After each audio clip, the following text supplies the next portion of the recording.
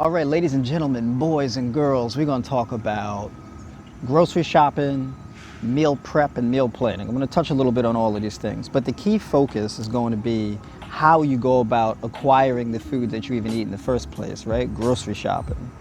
So when you log in to the Tribe by Noir platform and you go to that nutrition section, you are going to see a grocery list, okay?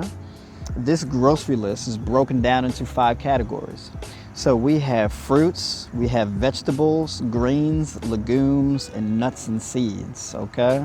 Nuts and seeds are under the same category because they largely serve the same function in your diet, right? Nuts and seeds are very similar as far as calories, macros, and micronutrients, okay? So basically, nuts are like large seeds, okay? That's how I view them in a nutshell. So when I go grocery shopping, okay, I'm gonna pick up my fruits and vegetables first. Now, I'm gonna start with fruit. Now, fruit, I like to break it down to sweet fruits and not so sweet fruits. So sweet fruits are things like your apples, your grapefruit, your oranges, your bananas, your watermelon, your pineapple, your mangoes, grapes, things like this. Fruit that have a high amount of sugar or a relatively high amount of sugar. And then you have your not so sweet fruits, which are going to be your squash, your cucumber, having a little bit of a brain for it, right? Your zucchini, your tomatoes, right? Things of this nature. And these foods are very hydrating and very low in calories, as well as things like sugar, right? It's predominantly vitamins, minerals, and water, these kinds of fruit, all right? Now, as far as your vegetables, you have your herbs, which I would consider light greens, and then you have your dark leafy greens. So for example, a dark leafy green would be something like kale or spinach, cabbage, things of this nature, right? And then your lighter greens are things like oregano and parsley, for example, right? So when you go grocery shopping, ideally you want to target your sweet fruit and your not sweet fruit. You want to target your dark leafy greens and your lighter greens. Now, moving on to grains. Grains are things that are literal grains or starchy foods, just very carb-dense foods, very energy-dense foods. So this can be things like oatmeal. This can be things like buckwheat. This can be things like potatoes, right? And I put these things in the same categories because they serve a very similar function in your diet, right? They're predominantly carbohydrates. They're very calorie dense, very fiber dense. And you cook these things often the same way, okay? So things like your quinoa, your farro, your wild rice, even though wheat or white rice or wild rice are technically categorized as different things. So for example, white rice and wild rice, they're both called rice, but wild rice is actually not a grain, right? It's actually categorized as a type of grass, right? And then buckwheat, even though it has wheat in the title, is actually not a form of wheat, right? It's actually categorized as a seed, if you want to be technical. But these are very carb-dense, fiber-dense foods.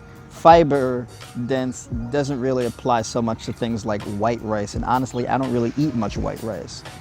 I don't have anything inherently against white rice, but there are a lot of other foods that are way more beneficial. So for example, if I want a very carbohydrate, energy-dense food, if I had a choice between white rice and quinoa, I'd go with the quinoa. If I had, a white rice versus sweet potato, I'd go with the sweet potato, right? If I had a choice between oatmeal and buckwheat, I'd go with the buckwheat, right? So there are better choices that you can make. And the reason why these are better choices is because They're higher in fiber, they're higher in vitamins and minerals. They're just more nutrient dense, right? You're getting more of that micronutrition.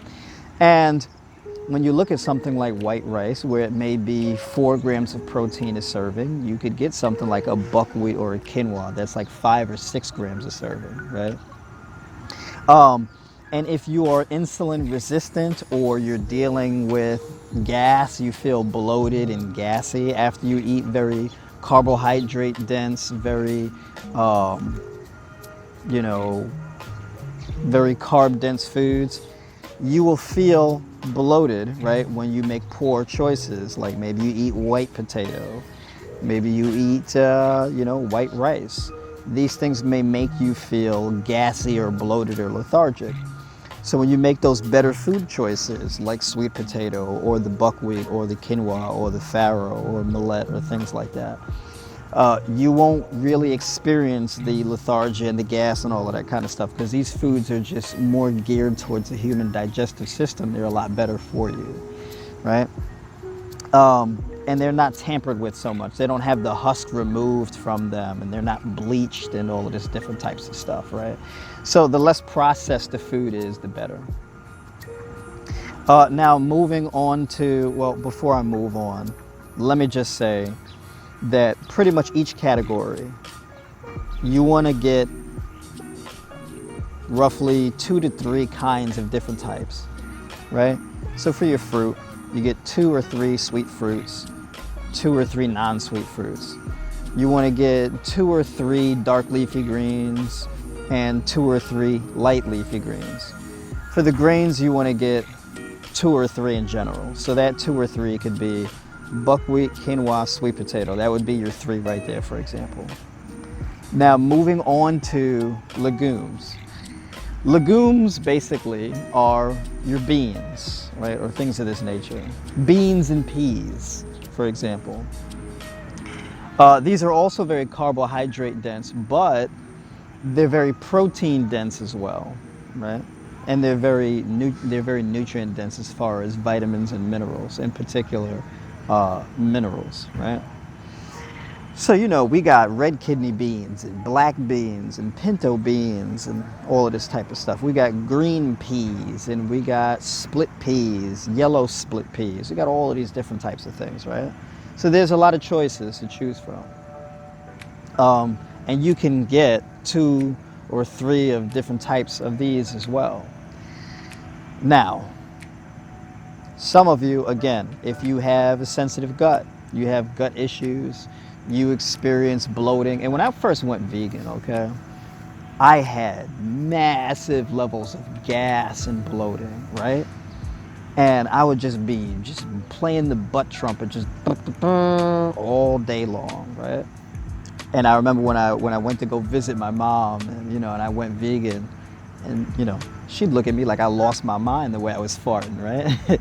So when I first went vegan, I'm like, man, is this my life now, or I'm just flatulent everywhere I go all day long? So the fix was my gut health wasn't as good as I thought it was. So I had to switch to better sources, right? So instead of eating maybe the pinto beans or the black beans or even the red kidney beans, I switched to chickpeas and lentils. Even till this day, those are like my favorite kinds. I can eat tons of lentils and chickpeas without experiencing the bloating. And that's because these are foods that are better geared towards the human digestive system. So if you experience the crazy flatulence, I would say definitely your chickpeas and your lentils are top of the list for you, okay? So as far as 2 to 3, those are my top 2. If you want to throw in a third one that you like also, you can do that. There's plenty of choices to choose from.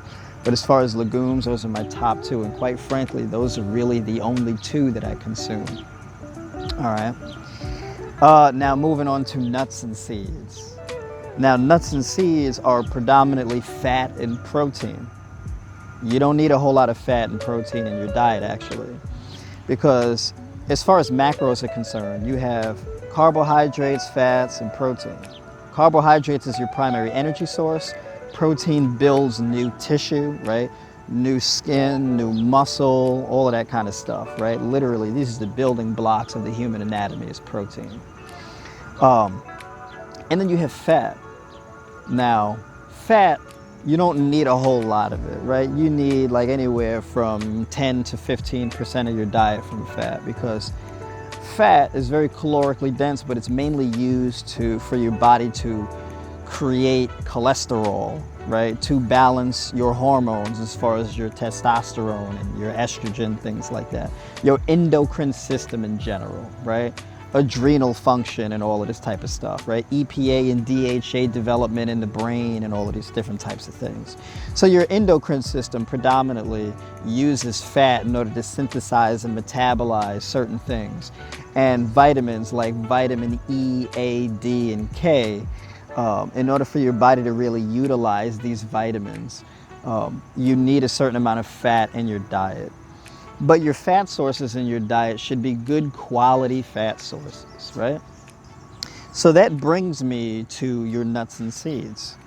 Now we have nuts, we have Brazil nuts, we have macadamia nuts, we have cashew nuts, we have almonds, all of these different types of things, right? We got walnuts. And for seeds, we have hemp seeds, pumpkin seeds, chia seeds, flax seeds, sunflower seeds, right? We got sesame seeds. There's all kinds of seeds.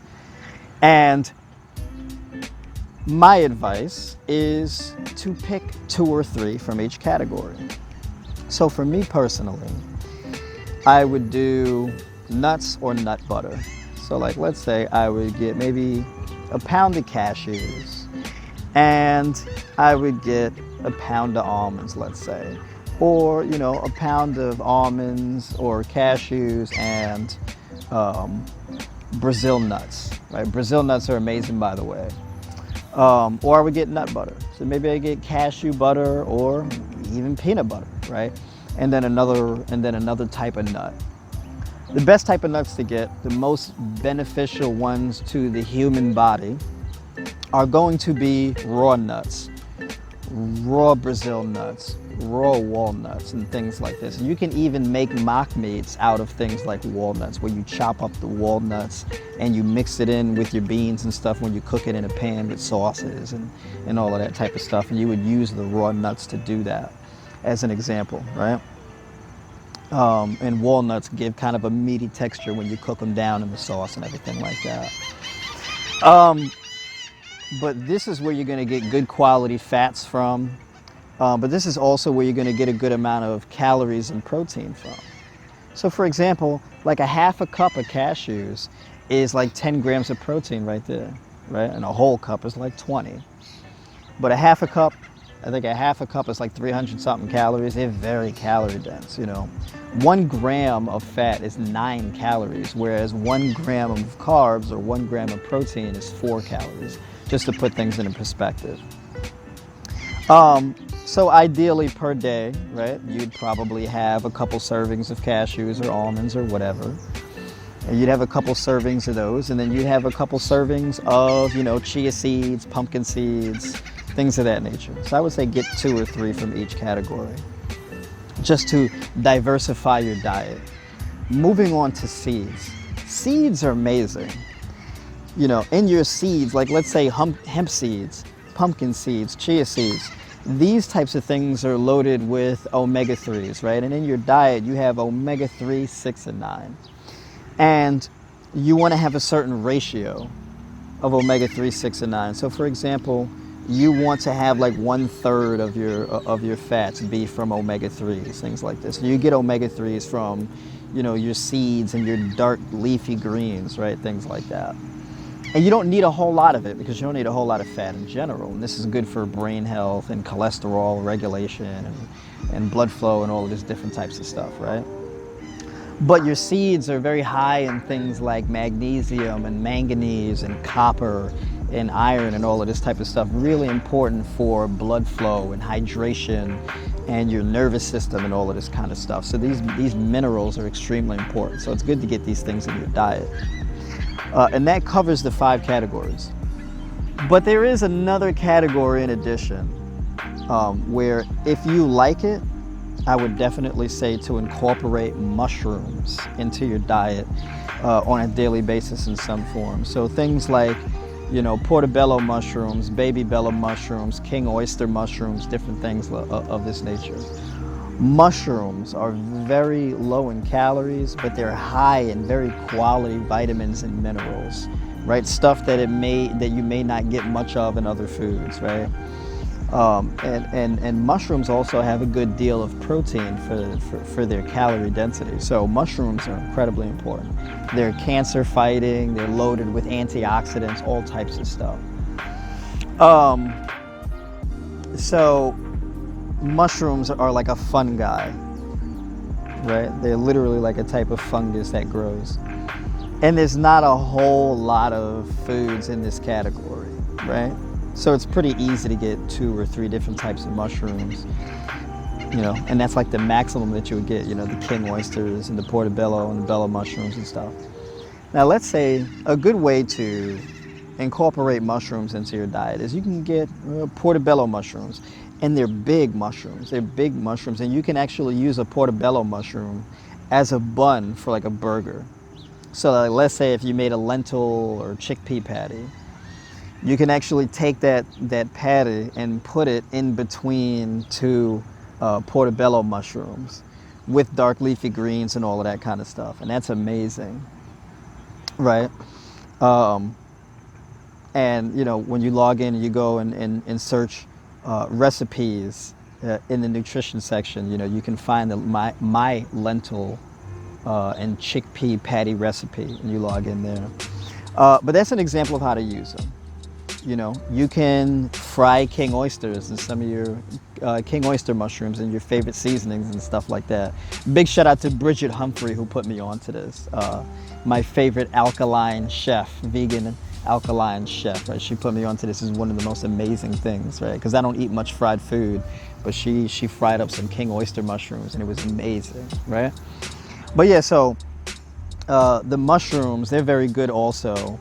In particular, what put me onto mushrooms is I was searching ways to increase testosterone levels or decrease excessive estrogen levels, because testosterone and estrogen, as testosterone goes up, estrogen lowers, and as estrogen increases, testosterone lowers, right? So they're on a seesaw, they're proportionate to each other. And so typically when you're getting good quality sleep and you're reducing your stress levels, your testosterone elevates along with your adrenal function. But as your stress levels increase, your body responds by raising cortisol and estrogen levels, right? And retaining body fat, right? So basically, ideally what you want to do is you want to, if you have excess estrogen levels and you're retaining an excessive level of fat and all of that type of stuff, and you're under a lot of stress, you want to reduce your stress levels, and you want to reduce the foods that provoke a retention of estrogen, And for those of you who are not vegan, this is going to be meat, dairy, and eggs, okay? And you think about eggs come from female mammals, okay? So you're literally consuming estrogen. When you're eating chicken breast, you're eating the flesh of a female mammal. So you're literally eating estrogen, right? When you're drinking dairy, that comes from a female mammal again. So all of these foods are loaded with estrogen. So if you're stressed out and then you're eating these foods on top of that, you are flooding your body with mammalian estrogen. Of course, if you're vegan, you don't really have these problems, right? So just the mushrooms would be a bonus for everything else. But as far as those hormonal levels are concerned, mushrooms block excessive estrogen levels. Okay, so that's one of the benefits of them. So if you're trying to maximize muscle growth and strength gain, and you want it, and you're a man who wants to, and women, you don't got to worry about like, oh, if you eat mushrooms, it's going to decrease your estrogen levels and you're going to start growing a beard and stuff. That's not how it works, right? But for men in particular, this is very important, right? Because estrogen is not exclusive to men or women, right? Men and women both have estrogen levels, but in particular for a man, you want to make sure those testosterone levels are high, which means that for particular men, you have a lot to benefit from eating mushrooms, okay? Now, as far as your calories are concerned, right? If you eat on a daily basis, if you eat at least 2 foods a day from each category, you will hit your calorie requirements, okay? So when you're planning your meals, I want you to make sure that you hit 2 of these foods at least. So that could be daily. You have a serving of cabbage, a serving of kale, and a serving of, let's say, parsley, right? Or a serving of oregano, whatever the case is, those fresh herbs. And I mean, if you're cooking and you're making your meal prep and everything, you're already putting your herbs and your seasonings and everything in your food anyway, so that counts as well. So that would be 2 or 3 forms of greens right there, right? Your arugula also, as far as lettuce is concerned, romaine lettuce and things like that. So you get 2 or 3 of these things in, you're good on that front. Sweet fruit. It'd be things like maybe you get 2 kiwi and a grapefruit, right? Or 2 kiwi and a mango. So you've just covered your fruit.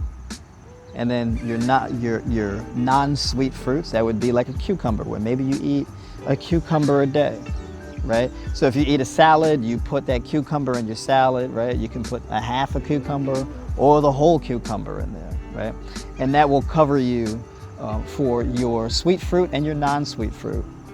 Now, typically, I would say for your non-sweet fruit, we're looking at cucumber and tomato. So for example, I make tomato sauce. So I will literally get like a couple Roma tomatoes, and I will throw those Roma tomatoes or one of those Roma tomatoes in a blender with a series of other seasonings, right? Blend it up, you know, add a little bit of oil for consistency, just a capful, like a small amount of, let's say, olive oil or grapeseed oil, right? And then boom, add that right in there. And I got my tomato sauce. And tomato sauce also counts as the non-sweet fruit. So I have a couple or 3 sweet fruits and then 2 non-sweet fruits, and that covers that right there. Now I have my sauce. I eat lentils and 1 or 2 servings of lentils a day and 1 or 2 servings of chickpeas a day. And that greatly adds to my protein count, and that adds to my legumes, right? Adds to my fiber count and all of that type of stuff. Every day I'll have a couple servings of buckwheat. So I'll have a half a cup of buckwheat and then maybe a half a sweet potato. Boom, I'm covered with my starches or my grains, those energy high foods, right? And grains cover starches, but you don't have to eat starches at all, right? Some people their gut is sensitive to starches. If you're experiencing a tremendous amount of gas, like I said, you may want to stay away from starchy foods, right? So sweet potato goes very well, and then the buckwheat goes very well, okay? So those 2, that would cover that. Or you can do buckwheat and quinoa, right? You have 1 or 2 servings of that, boom, you're covered, right? And then for your nuts and your seeds, let's say you do a half a cup of cashews or a quarter cup of cashews, and then a few, like a couple ounces, like an ounce of pumpkin seeds and an ounce of chia seeds, and that covers that. When you structure all of your meals that way and you make sure you factor in all the categories, and then of course for the 6th category, and the reason why I don't really make mushrooms like mandatory for the diet is because some people are allergic to them, and then some people just really don't like the taste. So that's kind of optional. It's not really necessary, but it's definitely a great benefit. So you could say technically it's like 5, 6 categories, and then you have your mushrooms in there, right? And mushrooms are extremely versatile. They're great for cooking. I prefer to cook mushrooms, because especially if I'm adding it to a soup or anything like that. It's amazing in soup. I love mushrooms in soup. So that's pretty much the deal with that, and that will cover all your calories. So you have your food choices. every day, and you can rotate your food choices from day to day just as long as you're covering all of your calories. And that's pretty much what your grocery shopping and your meal planning is going to start out. So you open up Cronometer or MyFitnessPal, you select the foods that you're going to eat for the day, and then you see how many servings you need in order to reach your required calorie amount. And that pretty much covers grocery shopping, meal planning, all of that type of stuff. And that's pretty much it. And it's really easy to get recipes, search recipes in the nutrition section, or, go check out some of my, fellow vegan chefs and whatnot on YouTube and Instagram and get some ideas and inspiration from them and get in the kitchen and do this work, okay? Practice sovereignty over your diet. And this is how we live it now, all right? So I'll catch y'all in the next video.